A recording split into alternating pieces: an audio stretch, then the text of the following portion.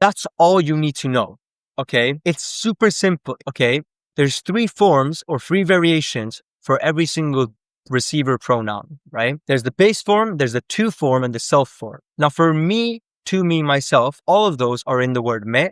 For you, to you, yourself, informal is in te, and for us, to us, and ourselves is all in nos. Now, but for the rest of them, you just have to derive it from lo. From lo, you'll get him or it or you formal, and then you make it feminine, you get the her, you get the girl version. You make them plural, you get the them or you guys versions. Now, to make it the to version, you just make it le, and then make it plural to get the them, so to them or to you guys versions. And then the rest of the self versions are all in se. That's it.